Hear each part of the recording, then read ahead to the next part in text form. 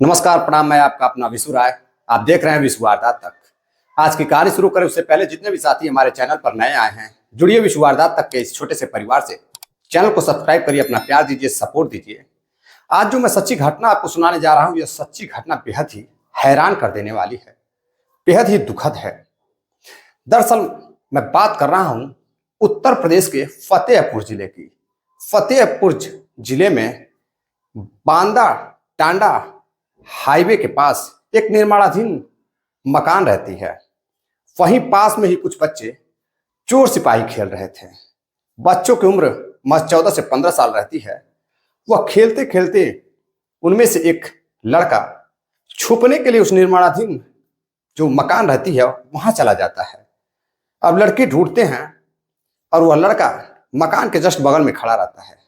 जब उसके साथी उसको ढूंढते हुए आते हैं तो देखते हैं कि लड़का वहीं पर है। वह जैसे ही अपने दोस्तों को देखता है, भागकर प्रथम तल पर जाता है। जब प्रथम तल पर जाता है तो देखता है कि खून के छींटे दीवालों पर लगे हुए हैं। अब वह डर जाता है। फिर थोड़ा सा आगे जाता है तो देखता है कि एक कत्थई कलर की साड़ी गिरी हुई है। फिर कुछ आगे जाता है तो देखता है कि चूड़ियां टूटी हुई हैं, कहीं चप्पलें बिखरी हुई हैं। अब वह भागते हुए प्रथम तल से भी नीचे चला जाता है ग्राउंड फ्लोर में। अब ग्राउंड फ्लोर में जब अंदर जाता है तो वह देखता है कि सेफ्टी टैंक के पास जो एक गड्ढा रहता है, सेफ्टी टैंक, वहीं पर कुछ बाल बिखरे हुए हैं। अब वह बेहद डरने लगता है कि आखिर ये क्या हो रहा है उसके साथ। फिर थोड़ा सा सेफ्टी टैंक के पास जाता है तो देखता है कि सेफ्टी टैंक में एक महिला नग्न अवस्था में सेफ्टी टैंक में गिरी हुई है। अब वह वहीं पर बदहोश हो जाता है, यानी कि सदमे में आ जाता है। लड़का डर जाता है। अब उसके पास इतनी हिम्मत नहीं रहती है कि वह किसी से कह सके, उसके मुंह से आवाज नहीं आ रही थी। अब वह किसी तरह से कांपते हुए, गिरते हुए नीचे की तरफ जाता है और जाकर अपने साथियों से बताने की कोशिश करता है, लेकिन लड़का बेहद डर चुका था, इसलिए वह बता नहीं पा रहा था। वह इशारा करता है। जो उनके दोस्त रहते हैं वह सोचते हैं कि आखिर ऐसा क्या हो गया कि यह इतना डर गया है। वह भी भाग कर जाते हैं तो जो सीन वह लड़का देखा रहता है वही सीन वह भी देखते हैं। वह भी डर जाते हैं, भाग कर बाहर आते हैं। फिर कुछ दूरी पर कुछ लोग खड़े रहते हैं। लड़के जाकर किसी तरह से हिम्मत जुटाते हैं और जाकर उन लोगों को बताते हैं कि चाचा, पास वाला जो मकान बन रहा है वह उस मकान में एक महिला की लाश पड़ी हुई है, एक महिला सेफ्टी टैंक में गिरी हुई है। अब जैसे ही उस बच्चों की बात, जब लड़कों की बात लोग सुनते हैं तो सोचते हैं बच्चे मजाक कर रहे हैं। अब उसमें से एक व्यक्ति कहता है कि तुम लोग जाकर अपना खेल खेलो, यह मजाक करने का समय नहीं है, मैं अपने काम पर जा रहा हूं। लड़का कहता है कि चाचा जल्दी चलो, मैं सही बता रहा हूं। अब लोगों को लगता है कि हो सकता है लड़के सही कह रहे हो, क्योंकि जो मकान थी निर्माणाधीन थी और कई महीनों से बंद पड़ी हुई थी। अब लोग जब भागते हुए वहां जाते हैं तो देखते हैं कि प्रथम तल पर उस महिला की साड़ी, जब नीचे जाते हैं ग्राउंड फ्लोर पर अंदर तो देखते हैं कि बाल बिखरा हुआ है, खून के छींटे लगे हुए हैं, कुछ नमकीन और कुछ ग्लास के पैकेट, दारू की बोतल रखी हुई है। और आगे बढ़ते हैं तो देखते हैं कि सेफ्टी टैंक में एक अर्धनग्न लड़की की लाश पड़ी हुई है, जिसकी उम्र महज 22 से 23 साल रहती है। अब वो लोग वहां से तुरंत निकलते हैं और जाकर लोगों को खबर करते हैं। जैसे तैसे गांव वाले भी सुनते हैं। अब यह बात आग की तरफ फैलने लगती है कि सेफ्टी टैंक में एक महिला की लाश पड़ी हुई है, वो भी बिल्कुल नग्न अवस्था में। अब जो भी इस बात को सुनता कि लड़की की लाश, वो भी नग्न अवस्था में, तो लोग इकट्ठा होकर उस निर्माणाधीन हाईवे की तरफ, मकान की तरफ भागने लगते हैं। अब कुछ लोग उसमें से पुलिस को फोन करते हैं तो जो फतेहपुर थाने की पुलिस रहती है वह फौरन ही मौका वारदात पर पहुंचती है। मौका वारदात पर पहुंचती है तो वह वहां पर जो साड़ी थी, जो बाल बिखरा हुआ था, सारे सबूत को इकट्ठा करती है। जो दारू की बोतल रहती है, अब वहां पर एसओजी भी आ जाती है और डॉग स्क्वाड भी आ जाती है। इसी बीच पुलिस अब महिला को सेफ्टी टैंक से निकालती है और उसकी शिनाख्त करती है तो पता चलता है कि जो महिला है वह फतेहपुर के पास की ही रहने वाली है। अब उस महिला की जांच पड़ताल होती है। अब उसको पोस्टमार्टम के लिए उसको भेज दिया जाता है और उसके पिताजी को खबर किया जाता है। दरअसल वह महिला गाजीपुर की रहने वाली होती है और उस महिला की शादी अभी जल्द ही यानी कि 28 अप्रैल 2022 को राधानगर में हुई थी। अब अभी शादी को मात्र 2 साल बीते थे और महिला की इस तरह की लाश, अब पिता रो रो कर, पिता का बुरा हाल रहता है जैसे ही सुनता है कि उसकी लड़की की मृत्यु हो चुकी है, लाश अर्धनग्न अवस्था में मिली है। फौरन ही जो पिता रहता है पुलिस को बताता है कि उसकी लड़की कुछ दिन पहले घर से मेला देखने के लिए निकली थी और गायब हो गई थी। पुलिस जब जांच पड़ताल करती है तो एक ऐसी हकीकत सामने आती है जो बेहद ही दिल दहला देने वाली रहती है। दरअसल उत्तर प्रदेश के हाईवे जो रहता है, बांदा टांडा हाईवे पर निर्माणाधीन मकान में जब एक महिला की लाश मिलती है, उससे पहले जो महिला रहती है उसकी शादी 28 अप्रैल 2022 में राधानगर के एक बहुत ही अच्छे घर में होती है। लड़का बेहद ही सुंदर रहता है और लड़की भी काफी सुंदर रहती है। दोनों की शादी हो जाती है और दोनों बड़े खुश रहते हैं। कुछ ही दिनों बाद जो लड़के का पिता रहता है उसकी मौत हो जाती है और जो लड़के के पिता की जो मौत होती है वह भी एक दुर्घटना रहती है। उसको भी हत्या मानकर पुलिस चल रही थी और उसकी जांच पड़ताल कर रही थी। इसी बीच जो उसका पति रहता है, लड़की का पति राकेश, वह दुबई चला जाता है। मात्र पिता के मरने के 4 से 5 दिन बाद ही लड़का यानी कि उसका पति अपने पिता की मौत के कुछ ही दिनों बाद, अभी पूरा काम भी नहीं होता है, तिरही भी नहीं होती है और वह दुबई निकल जाता है। अब पुलिस जांच पड़ताल करती है, अपना इधर पिता का केस सॉल्व कर रही थी। अब कुछ दिन और गुजरता है। अब महिला घर में अकेली अपने जेठ के साथ रहती थी और धीरे धीरे अब वह जेठ के करीब आने लगी थी। जो जेठ रहता है उसका यानी कि भसुर, अब उसको उसकी पत्नी पसंद आने लगी थी। एक दिन जब वह नहा रही होती है तभी जो जेठ रहता है भसुर, वो अंदर जाता है, उसे देखता है तो उसे जाकर पकड़ लेता है।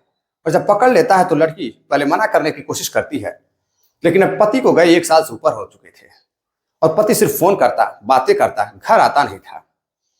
अब अपनी जो है हवस की आग को मिटाने के लिए जो लड़की रहती है शादीशुदा, वो अपने भसुर के साथ शारीरिक संबंध बनाने लगती है।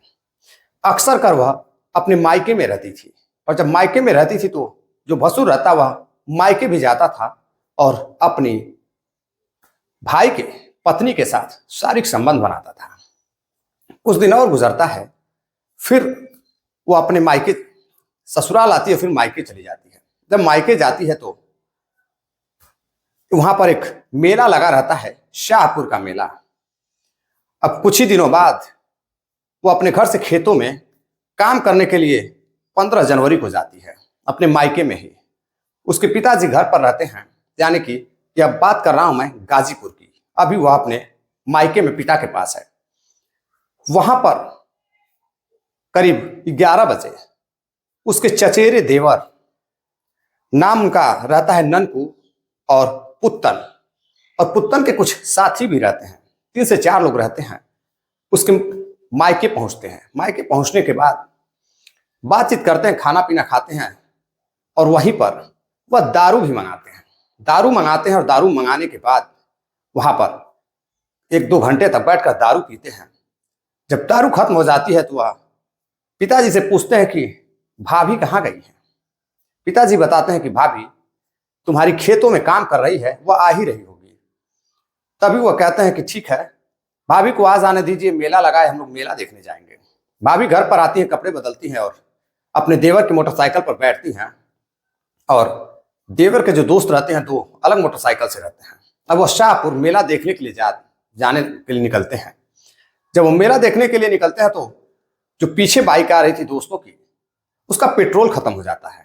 जब पेट्रोल खत्म हो जाता है तो वह अपने दोस्त ननकू को फोन करता है, यानी कि जो लड़की के साथ जो महिला रहती है उसके देवर को उसके दोस्त फोन करते हैं और कहते हैं कि यार पेट्रोल खत्म हो गया है, कैसे चलेंगे। तो वह कुछ नहीं बोलता है, सीधे अपने उस लड़की के पति को फोन दुबई लगाता है और कहता है कि 500 रुपए तुम और उसके खाते में भेज दो। तो अब 500 रुपए की जगह 17,000 रुपये भेजता है और उस पेट्रोल भराने के बाद दोस्त के खाते में वह पैसा भेजता है। पेट्रोल भराने के बाद फिर वो पीछे पीछे चलने लगते हैं। कुछ ही दूर आगे पहुंचते हैं, बांदा टांडा हाईवे के पास एक बस्तापुर में निर्माणाधीन मकान रहती है जो कुछ महीनों से बंद थी, उसका काम बंद था। अब काम बंद होने के बाद जो उसका देवर रहता है वहीं पर गाड़ी रोक देता है और अपनी भाभी को लेकर वहां पे जाता है। पीछे से उसके दोस्त भी आ जाते हैं। जाने के बाद वहां सारे बैठकर फिर से दारू पीते हैं और दारू पीने के बाद अपनी ही भाभी के साथ जो चचेरा देवर रहता है वह अपनी भाभी को एक एक कर कपड़ा अपने भाभी का निकालता है और निकालने के बाद उसके साथ शारीरिक संबंध बनाने लगता है। अब महिला रोकने की कोशिश करती है लेकिन जो ननकू रहता है वह मानता नहीं है, नशे में रहता है और वह उस महिला के साथ शारीरिक दुष्कर्म करता है। अब जब ननकू का मन भर जाता है तो उसके बाद जो उसके 3 साथी रहते हैं वह एक के बाद एक कई घंटों तक उस महिला के साथ शारीरिक संबंध बनाते रहते हैं। अब महिला जब चीखने लगती है, चिल्लाने की कोशिश करती है तो उसको जो उसका देवर रहता है, चचेरा देवर ननकू, वह ईंट उठाकर उससे उसके सर पर वार करता है और उसके चेहरे पर, हाथ पर, शरीर पर ईंटे से मारता है। अब महिला किसी तरह बर्दाश्त करती है और उनके दुखों को सहन करती है, दुष्कर्म को सहती है। इसी बीच जो उसका चचेरा देवर रहता है, जब सारे शारीरिक संबंध बना लेते हैं तभी वह एक जो जीप होती है, एक रस्सी जो होती है जैकेट की, उसे निकालता है और उसी से उस महिला का गला घोटकर उसके बालों को उखाड़कर उसको सेफ्टी टैंक में फेंक देता है। साड़ी वहीं लथपथ पड़ी रहती है, चारों तरफ खून छिटका रहता है जो ईंट से मारा गया था, जो उसके चेहरे पर चोट थी, हाथ पे चोट थी, चारों तरफ चोट थी। अब वहां से वह तीनों भाग जाते हैं। भागने के बाद जब पुलिस को इसकी जानकारी मिलती है तभी जो उसके पिता रहते हैं, अभी पुलिस वहां पहुंचती नहीं है लेकिन पिताजी थाने जाते हैं। गाजीपुर थाने में जाकर बताते हैं कि 15 जनवरी को उनकी लड़की शाहपुर मेला देखने के लिए निकली थी लेकिन अभी तक वह घर नहीं पहुंची है। आज 18 जनवरी 2024 का दिन है और मैं रिश्तेदारों में हर जगह, ससुराल में भी सबसे मेरी बातचीत हुई। जो लोग देवर जो उसके आए थे उनसे भी बात हुई लेकिन उन्होंने बताया कि मैं घर के पास छोड़कर चला गया था और मेरी बेटी का कुछ पता नहीं है। अब पुलिस जब छानबीन करती है, सर्विलांस की मदद लेती है, एसओजी की टीम जब जांच पड़ताल में जुटती है तो वह तीनों अपराधियों को गिरफ्तार करती है। जब तीनों अपराधी गिरफ्तार होते हैं तो जो उसका देवर होता है वह एक बेहद ही हैरान कर देने वाला पुलिस को कहानी बताता है। वह बताता है कि यह कत्ल मैंने इसलिए किया है क्योंकि मुझे 1 लाख रुपए दिए गए थे। अब पुलिस पूछती है कि आखिर 1 लाख रुपए एक महिला के कत्ल के लिए तुम्हें किसने दिया था? ननकू और उसके साथी बताते हैं कि जो इसका पति है उसने ही अपने पत्नी की हत्या करवाई है। जैसे ही यह बात लड़की का पति सुनता है वह सदमे में आ जाता है कि उसका दामाद ही उसकी बेटी का कातिल निकला। आखिर ऐसा बेटी ने क्या कर दिया? दरअसल जो उसका देवर रहता है वह बताता है उसके पति रमेश को शक रहता है कि उसकी पत्नी का उसके बड़े भाई के साथ प्रेम संबंध है, शारीरिक संबंध है, इसलिए उसने अपनी पत्नी को मारने का ठेका दिया।